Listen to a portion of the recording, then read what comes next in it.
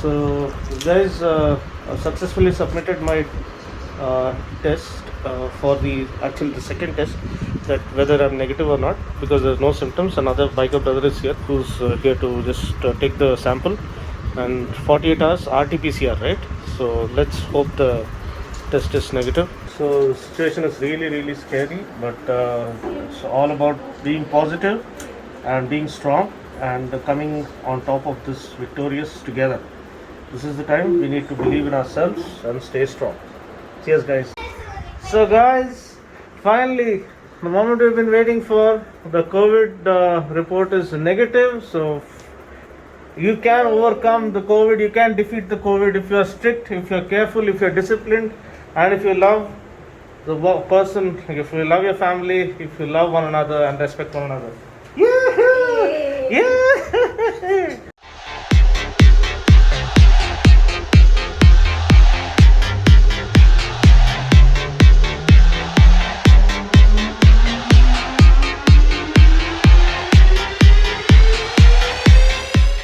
Okay, so guys, how are you?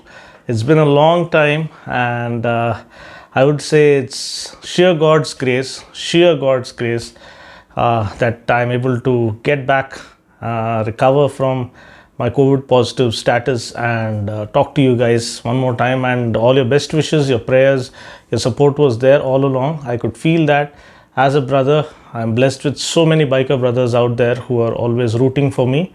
So, with all your support, with all your best wishes, Dino Bhai is back in action, and let's hope I can, live up to the expectations and bring you the automobile content you come expecting from Dino's Vault. So, as mentioned, so I just wanted to share my experience of how I became COVID-19 positive, and then the experience through that phase and what I did to recover from it.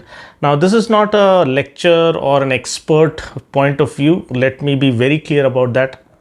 I'm not a medical expert to direct you, but I am just sharing my experience such that it can encourage you and make you believe that you can overcome and you can defeat this unseen enemy that is really wreaking havoc across our nation. So let's start with how I became infected with COVID. Now, and then I'll be sharing my experience through the COVID time. And then, of course, I'll be sharing 10 things that I followed to recover. It's been now, to be precise, around 16 to 17 days, or maybe, 16 to 17 days, because April 16th night is when I started experiencing symptoms. I couldn't kind of felt that I was COVID positive. So now it's May 2nd. What's the date today? Yeah, May 2nd. So I'll share 10 things as to what I did on a day-to-day routine to recover myself as quickly as possible from this horrible plague that is kind of taken or kind of invaded the entire world, for that matter. So let's not waste any more time. Let's get started with first point, how I got infected. Now, you all know that me and Shriman, we headed to this Triumph Trident media ride that was held in Dehradun. And while heading there itself, if you had seen my stories and all, somehow deep down inside, sometimes you have a gut feeling, and your gut feeling always gets it right. So I expressed my gut feeling even in my Insta stories that I'm kind of scared this time, because it was slowly but surely COVID was creeping back on us without our knowledge, and people weren't ready for this time around. Last time it was very well managed by our government or the media. Everyone was being warned left, right and center, so that scare was there, that kind of fear factor was there among the public. But 1 year after that, and once the lockdown had been opened up and once normalcy was restored, that fear kind of faded away, and that is where a disaster struck. And that is what we are experiencing day by day. The cases are piling up, and the death rate is increasing, and even the kind of severity of the disease with the multiple strains and the mutations is growing even more worse than what it was last year. So it is all the more binding on us to be even more uh, fearful, at the same time responsible, accountable, and keep ourselves safe. And by doing so, we can keep others safe as well as ourselves safe. So now what happened was, we went on this trip to Dehradun, but we had to go via Delhi. So we had to stop one flight from Hyderabad to Delhi, from Delhi to Dehradun. So even during the flights, both of the flights, I was ultra careful by wearing the entire PPE kit. Then whatever safety precautions the flight personnel had offered, they were also very strict this time around. It was not like what it used to be a couple of months back, that they used to announce, but they used to be a little bit lenient. But this time they were very particular about wearing your mask and putting your face shield and wearing the PPE kit and everything. So it was managed by the flight staff, and I took all the precautions. We went to this media ride. There we participated in that, finished that, and came back the third day. Again, this time around, earlier the flight was supposed to go via Bengaluru, but somehow last minute there was a change, so I had to come back via Delhi. So again, we landed in Delhi, and from Delhi to Hyderabad. Now, so far, until I reached back home, there was no symptoms whatsoever. There was no indication that I was infected. And once I was back, I somehow, from the moment I entered the home, I didn't allow my wife or daughter to come near me. I went, took a complete bath, and of course sanitized myself, and kind of started staying a little away from family even from the day I returned. And the very next day, I returned, I think, on 15th night, and 16th evening, I just casually bought a bag of hot chips from a store nearby. And the moment I had the first bite, I knew that something entered my body. Now this is very, very crucial for you to understand, that your body status means that's what keeps you safe, that's what keeps you alive, or that's what helps you survive in such scenarios, because you should know what's actually happening within your body, and you should have a keen eye on that. And the moment I had the first bite of the chip, I could feel that something entered my body, and I knew that something wasn't right. And immediately I started feeling a little sore throat kind of. There was no fever, but as the day progressed through the evening, by night, I was sure, because I started feeling a little dizzy and a little gloomy. Everything was growing a little dark, and there was no fever still, but I could feel I was getting weak and fatigued and feeling tiresome. So there was a lot of tiresomeness creeping in. So this is a clear indication when you start feeling a little tired, dizzy, weak in your body. That is one symptom I immediately noticed as it was mounting up on me, and then kind of creeping in on me. There was kind of a slight feverish kind of feel when you get a flu, but there was no high fever as the first symptom. So that day itself, I just isolated myself into a room. I told them I'm feeling a little awkward. So the next day I wanted to get my self-tested first thing in the morning. A few diagnostic centers which are well known, they were not offering COVID test in this particular area where I stay. So I had to go a little far away. They were directing us to a place where they are conducting tests. And they also said it is like you have to book online because the slots are all full. People are getting infected left, right and center. So you have to book a slot, and 3 or 4 days later you can get yourself tested.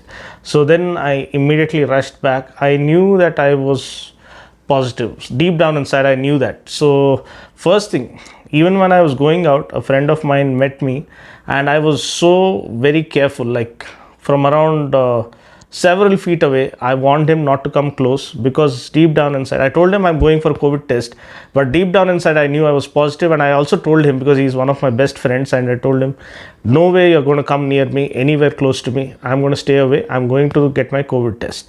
So that is the responsibility and accountability we need to have, not only with our family members but also with our neighbors or people whom we love, or even if we don't know, because we are accountable for a fellow human being's life. We don't want us to be an infection carrier anywhere. So that was one thing. So then I tried ways of trying to get myself tested as soon as possible. So I called a friend of mine who actually came home, who works as a lab technician. So he came home, he was courteous enough to kind of come home and do a rapid test, and that was positive. And at the same time I got my wife tested as well. So by God's grace, she was, that because I was alert from the day one, and made sure that I could maintain the social distancing, and also made sure that I didn't touch the products or touch everything at home, or I made sure that I isolated myself from day one. I tested positive, wife was tested negative. Now the battle begins. Now first thing, of course, you do feel bad, you do feel, you want to panic. That is the first thing that occurs to you. Oh my god, I'm COVID positive. Now what is going to happen to me, and what is going to happen to my family? Now there are 4 ladies who depend on me. Dad passed away, you guys know that, and my wife, my daughter, my mom, and my sister. So I have to take care of these 4 people, 4 ladies, and I'm the only earning member. And the first thing that occurred to me, what's going to happen if something happened to me, who's going to take care? Then I said to myself, no, I'm going to live, I'm going to fight it out, I'm not going to give up. I want to see my daughter grow up. I want to do justice for the kind of love and service my wife has done all her life. I want to make her happy. I want to make my mom happy. She has struggled all her life working in a government office to keep our family financially safe. So I wanted to do something for them, and this time if something like this happens, I'm not going to give up so soon. I'm going to fight it out. This is what I said to myself. This is what you need to understand. This is what you need to say to yourself. If you lose your willpower, if you lose your confidence, that's exactly what the enemy is looking for. I mean, half of the battle is won mentally, always, when it comes to diseases, be it a cancer or anything. I know people who have survived stage 3 cancer and who are still living to this day only because of the willpower to live and to fight it out. So if you want to make it through, if you want to survive this ordeal, the best way is to fight it out and not give up in the face of the enemy. So deep down inside, when you say that to yourself, the body becomes prepared to give it the best shot. I mean, to fight it out to the max, to the very last moment. So that kind of boosted me, and of course I told my friends this is what it is, and they also, first thing they told me was, you don't panic, it's just a normal thing. Most of my friends, they said, it's going to come and pass, just be positive. Now first thing is early diagnosis. Now about the 10 things that I did to survive this ordeal. First thing is early diagnosis. So the sooner you identify, the better it is for you and your family. Even my friend's family got infected, mother and father, but the brothers, both the brothers, they have kept themselves safe, sensibly, and both of them are able to serve their parents because they are alert and they could diagnose this COVID thing earlier. Even to this day, almost regularly they're getting themselves tested such that they are sure that they are safe, and the parents are also improving. So this early diagnosis is a crucial thing. So if you feel even a slightest symptom, and if you feel something is wrong, I'm pretty damn sure, I don't want to deviate or make this a comedy or anything, because it's a very serious issue, but it almost feels like some parasite, like the venom parasite entering your body. You feel something alien has entered your body, and believe me, you will also feel it when it leaves your body. And I felt that when it left, I could feel body is free. So that is something you'll know when you have that clear conscience and clear vision of what's happening in your body. So secondly, as I told you, never panic, because the moment you panic, you will be doing all the wrong things. Your mind will not be stable. It will not be focused on recovering. It will be focused on panicking and getting worried. And by worrying, you're not going to add anything or remove anything from your life. It's only going to make you more miserable. But be positive, be happy. I was listening to some wonderful music, watching motorsport, watching Grand Tour. Jeremy Clarkson's, like the entire, all this 3 seasons I watched, kind of binge watched together. Some content that adds a little bit of happiness and makes you smile. I watched Conan. Who doesn't know Conan as the best comedian and the comedian host, the talk show, and he makes you laugh like crazy. Kevin Hart's videos. So all this adds sprightliness into your spirit and in your soul, that cheers you up, kind of drifts your focus. I listen to a lot of music from Coke Studio, from other fellow musicians like whom I follow. So that's what keeps you cheered up. So second is not to panic. Third is to follow the protocol. Now this is the most important thing that I want to stress myself on. First thing that happens is what medical experts say is when the COVID, it enters the body through the paranasal sinuses. That's why steam inhalation is of paramount importance. So I would suggest, even if you feel any kind of slight symptoms, start steam inhalation immediately by adding eucalyptus oil, or you get these green capsules with some liquid within that. So I'll try and leave that name in the description. Substitute also they'll send. So you have to cut that green tablet, pour that droplets into the hot water. It should be steaming hot, boiling hot, only then, and in a steel utensil mostly, not in a plastic this thing. Of course, cover yourself with a towel and inhale the steam. That kind of immediately hits the paranasal sinuses, and they say it almost kills the virus in the initial stages. Some of my medical expert friends have said that, but how far it's true, I'm not sure. But it does relieve a lot. Relieve yourself and makes you feel fresh, and refreshes you every time you do that. So I used to do it at least 3 to 4 times a day, sometimes even 5 times a day, because that is something we used to do when common cold or flu, and that helps us relieve the symptoms. This is almost similar to that. This is kind of a severe version of a flu. So that is one thing I wanted to share. So steaming 3 to 5 times a day kind of heals you. It also limits the case of you being infected, and even if you get infected, it can kind of alleviate your illness in the initial stages itself. That was point number 3. Point number 4 is to eat well. Now what I used to eat was, somehow you get some, like you start using I'll be very clear with you, I have not used too many 10-20 drugs or 10-20 medications or anything. I was using very basic Dolo 650 3 times a day on a continuous basis for nearly 10 to 14 days. I used it until I felt that the infection had left. At least for 10 days continuous straight, I used 3 times a day Dolo 650, and that kind of did the job wonderfully. Of course, you used to develop slight bitterness. It is not tastelessness, but bitterness, and also losing sense of smell. I'll come to that in a minute.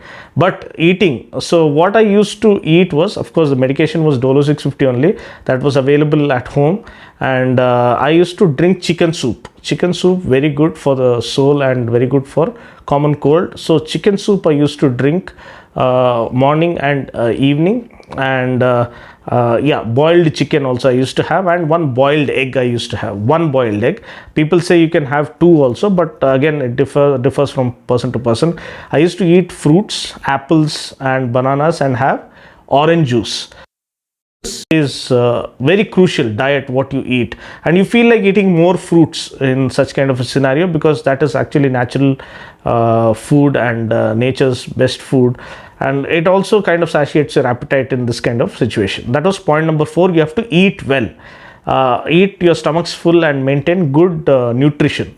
Second, 5th is take multivitamins. So you have to take vitamin C if possible, vitamin D, and zinc. These are three important things that I used to follow. Zincovit was one of the tablets, and vitamin D3 supplements, and vitamin C. Of course, you're having orange juice and some other forms of vitamin C, but if possible, take vitamin C supplement also. Another thing is vitamin D.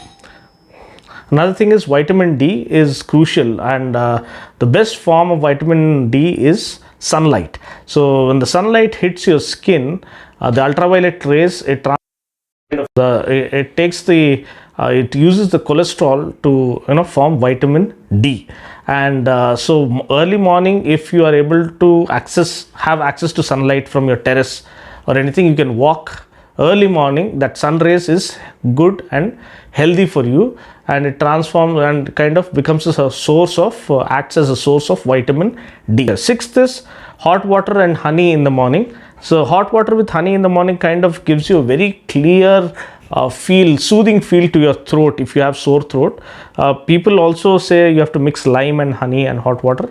Sometimes lime might aggravate your cold symptoms, so honey in hot water, safe. That's what I used to have. So seventh point is, as I told you, exposing yourself to sun rays, which kind of gives you vitamin D, which is really crucial in this phase. And point 8 is, if possible, try and use disposable plates, or use a set of utensils only for you. Don't get it mixed up with the other utensils that are used in the family.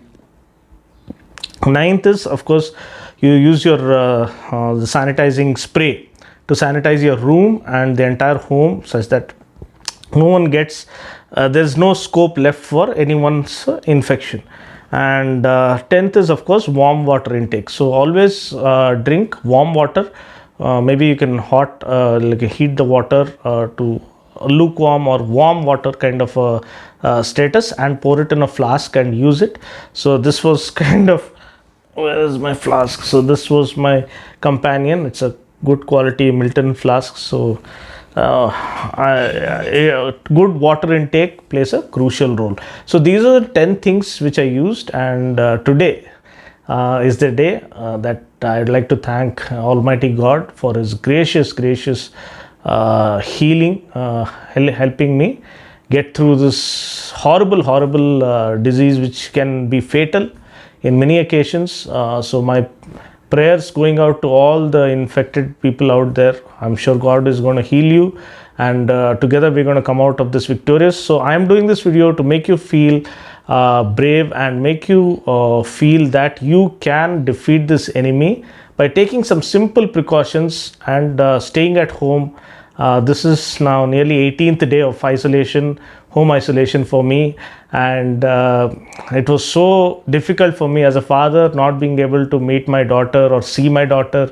It was really tough. I know it is really, because we Indians are very much attached as a family, and like not being able to see your child for 18 days is like hell. So it's so satisfied that I could see my daughter too, and I'm sure you and your family will be safe.